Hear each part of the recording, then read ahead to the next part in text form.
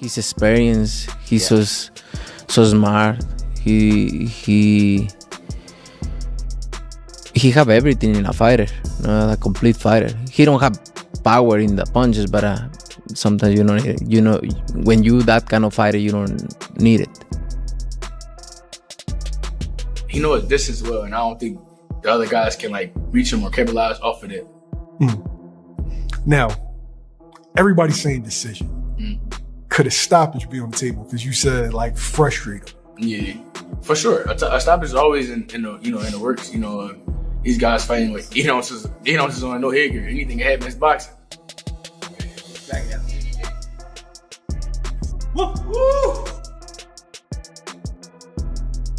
Just be himself. Be him. Don't listen to the crowd. Don't listen to these fans. Don't listen to these haters, naysaying doubters. Just be him. Do what he do best. He's more of a fighter. Like he's a ring generalship. He's in there thinking. He's calm. He's having fun because Teofimo's been proving it before.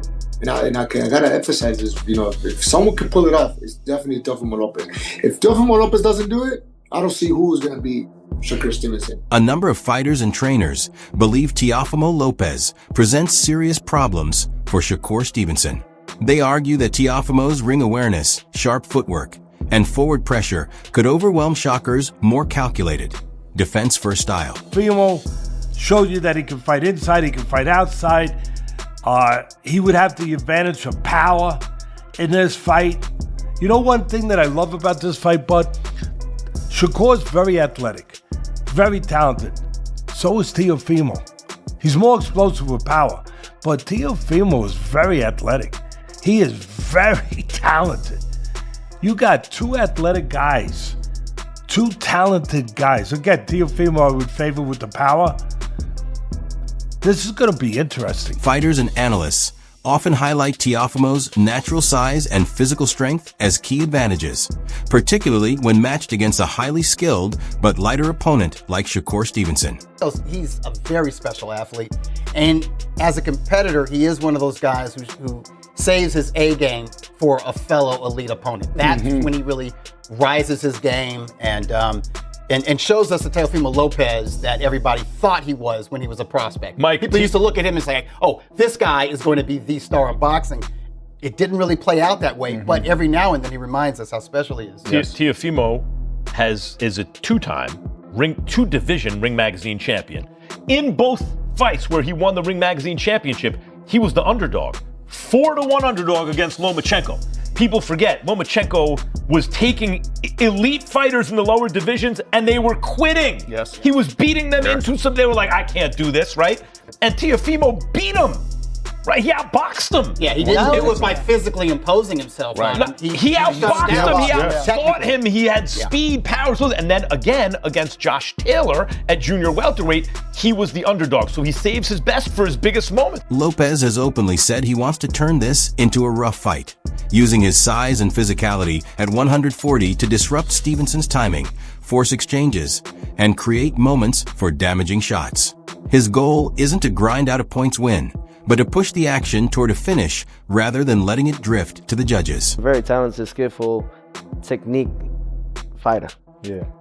Can't take anything away from it. However, scared to get hit. Scared to get knocked out in front of the world, scared to get touched up in front of the world. Are you saying that off of the last fight or just in general? In general. In general. Yeah. In general. Me and Shakur sparred before. We did 3 rounds and it was just light work and me trying to figure out his jab. Does he have a good jab? Yeah, he does. But once you pass his jab, it's game. Shane Mosley has raised a red flag about the move to 140, suggesting Stevenson could be taking a real risk by facing such an explosive opponent so soon. The question isn't Shakur's skill level. It's how his body holds up after adding weight, especially against a fighter who brings speed and power at that size. I don't think that, maybe. I mean, Shakur might show some different, if he has to go after Teofimo, he might show some different type of heart that we haven't seen or different type of fighting we haven't seen. And vice versa, whereas Teofimo's hitting him with different shots off the angle that It's kind of giving, Shakur Stevenson trouble. We'll see about that. So we just don't know. Yeah, the thing is I think people overlook of Teofimo is he can box when he wants to. Like, he's shown he has a slick style too when he wants to do that. When he wants to do that. So if you have a slick style and you got power and you got the speed too, and you're fighting at 140, so let's see. I don't know if Shakur Stevenson is going to get slower moving up in weight or not, where Teofimo can hit him. Maybe he was really fast at 130, 26-30, maybe 35, but 40, you put on a little bit more weight. I think that he holds the weight probably really, really good, but you just don't know. Veterans who've made similar moves up in weight have warned that Stevenson could lose a step at 140. Slight drops in foot speed and reaction time that are central to his dominance. Meanwhile, Lopez is already comfortable there, built around quickness, power, and physical presence at that size. This scenario, what if it's the Teofimo that beat Lomachenko? What if that Teofimo shows up? Like I said, at Lomachenko, it's a not easy fight. Teofimo was able to be in the ring with different type of fighters and figure it out. The fighters that Shakur Stevenson was in with, they couldn't figure it out or get close to figuring it out. Whereas Teofimo had to figure out that type of style, and Lomachenko is a hard fight to fight. So that's why this fight is so interesting. And for Shakur Stevenson to move up to 140 to fight him is definitely a hats off to him. Do you have a favorite on paper in that fight at all, Shane? I believe it's 50-50. It's a fight that I just have to sit down and watch and just want to see, like I said, who imposed their will on the other. Analysts such as Andre Ward argue that this matchup could come down to razor-thin details, timing, conditioning, and execution on the night itself. At the elite level, the stylistic gap between them is minimal, making those small moments the difference between winning and losing. Respect them both because Teo knows it's going to be a real fight. Shakur knows it's going to be a real fight.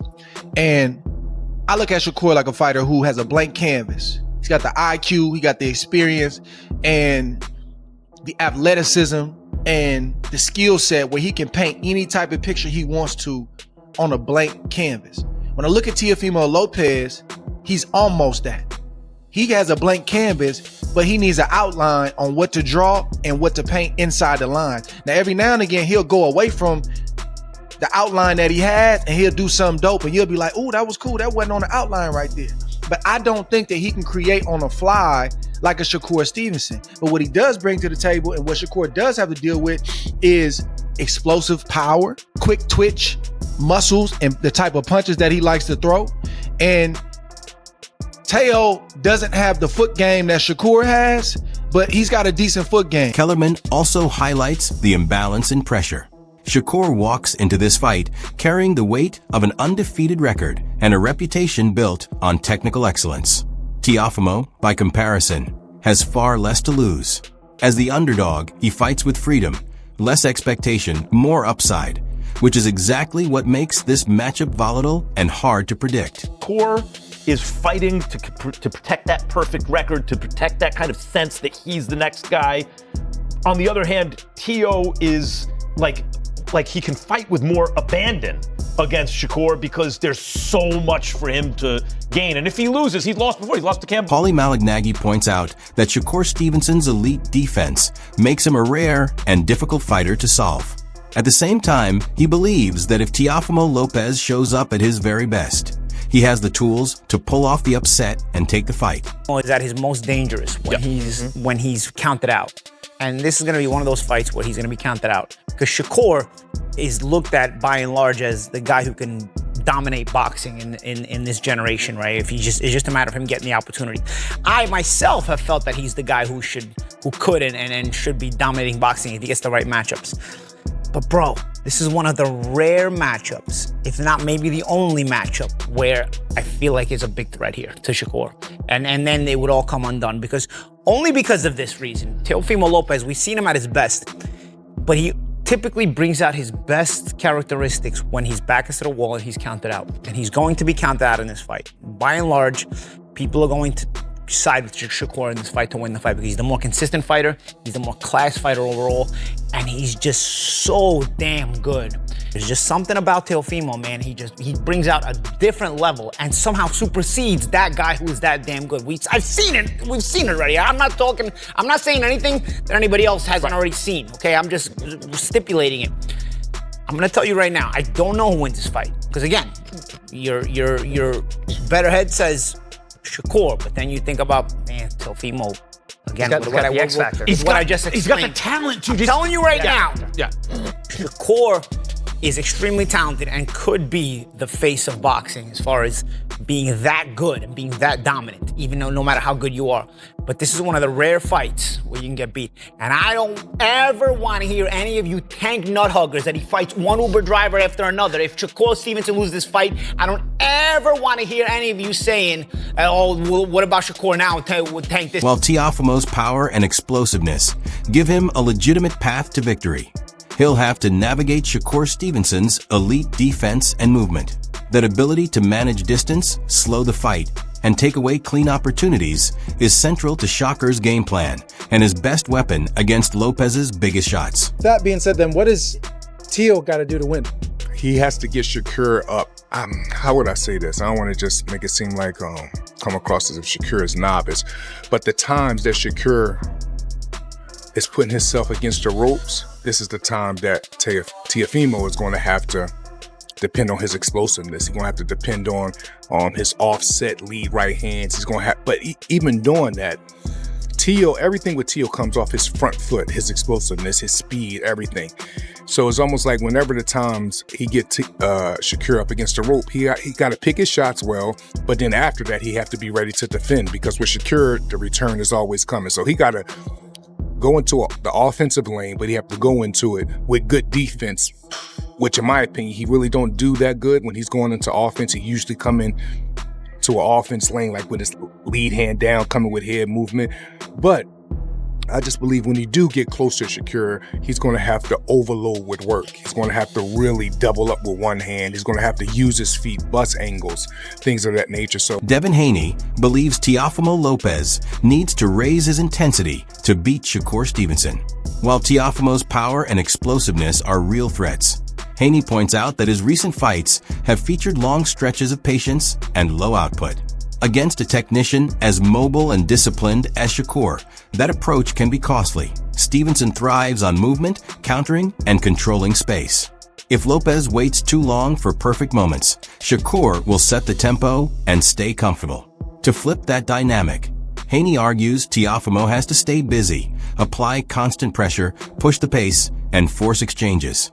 A higher work rate can disrupt Shakur's positioning and prevent him from locking into the defensive rhythm that usually neutralizes aggressive fighters. Fight for boxing. I'm excited to see that. Styles make fights. I think Shakur is just a more superior boxer.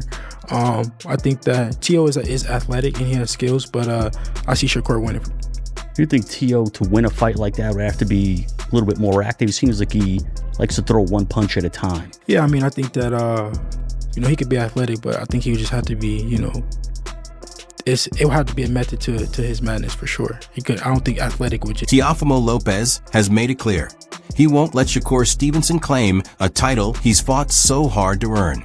He emphasizes the years of sacrifice behind his success, the training, the discipline, and the perseverance that got him here. For Teofimo, this fight is about defending everything he's built through relentless effort. He believes in himself completely and is determined to protect his place in the ring.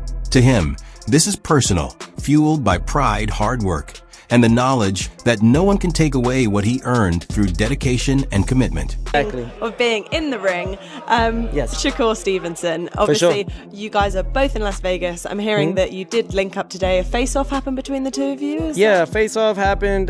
Things of that nature. Just to create the things that are in motion already. So we're really adamant about fighting each other next, and I can't wait for us to really lace it up. And I see him across the ring, and really when that bell rings, lights out for him. What's it like seeing him now kind of face to face? When you look at him, what do you see? Because obviously you're not locked in just yet, and the closer it gets to a fight, obviously things turn a little bit. But when you do look at Shakur, what do you think of him? I think I don't think too much of it. You know, I think that he believes in himself. That's one thing. But I'm here to destroy his dreams and all that he wants to do and become. You can't take this from me. I worked very hard for it. I've bled for this, you know, and I'm not taking nothing from him, but I just believe that what's gonna happen next is for destiny in the boxing ring to decide. Let the people really see what it was and has always been: the best fighting the best, and the winner becomes the man or the woman. Yeah. Fighting Shakur Stevenson, he is an exceptional fighter. He comes under a lot of criticism, though, for his style of fighting. Some people describe him as a boring fighter. How do you think the fight between you two will play out, and what do you think needs to happen to negate people saying that about that fight? No, that's a well thoughtful question. You know, honestly, it's a real nice assessment to see how everyone looks at a certain fighter, right? And I think that holds on to Shakur Stevenson when people say he's boring or he's not as entertaining. And I think that with a fighter like himself, you know, if it ain't broke, don't fix it. He's undefeated for a reason, you know. Maybe some people don't like it, but this is why the takeover is here, you know, to make it at least fun and make it great and do what I can to engage on that. Now, how do we do that? Well, you guys got to tune. Bruce Carrington, a respected analyst and former fighter, points out a potential weakness in Teofimo Lopez's approach against Shakur Stevenson: difficulty adjusting to constant movement and disciplined spacing. While Lopez has elite athleticism, explosive power, and heavy hands, he has sometimes struggled when opponents shift angles and avoid predictable positioning. That Stevenson's calm composure, tactical intelligence, and ability to control distance could exploit that vulnerability, forcing Lopez to overcommit, miss shots, or grow frustrated when he can't corner his opponent. Carrington suggests that if Shakur sets the pace and keeps his movement disciplined, he could effectively neutralize Lopez's power, making Teofimo fight on Shakur's terms instead of trying to impose his usual aggressive style. Like, Teo is going to bring the fight. He's very athletic.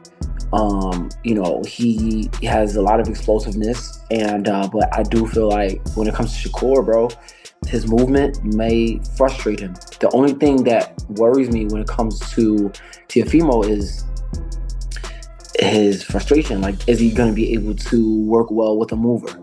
You know, we've seen, you know, difficulties that he had with Sandor Martin. We've seen the difficulties that he had with Jimmy Ortiz, guys that's been moving around and not staying still. Like, if you keep Teo moving around and he can't plant his feet, what can he do? We're going to have to find that out on, you know, January 31st. And I think Shakur, he's probably one of the best guys to, you know, move his feet, be on defense, being hella patient and frustrating a fighter, bro. Like, so we got to see what his mentality is going to be like come January 31st.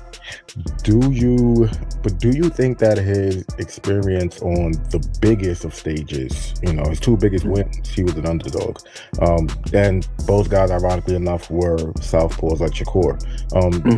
That play any factor to you, man? Nah, styles is different. The styles are totally different. Lomachenko don't fight like Shakur. Josh Taylor don't fight like Shakur. Like, I don't see, just because it's southpaw, that same thing will happen. I feel like certain techniques could be used to fight Shakur, yeah. But in terms of like that approach of the fight, nah. Like, Shakur fights totally different. You gotta be able to do some out of pocket stuff with Shakur. You gotta throw while he's throwing. That's probably some of the only times that he's able to get hit. You know, only time he's open. So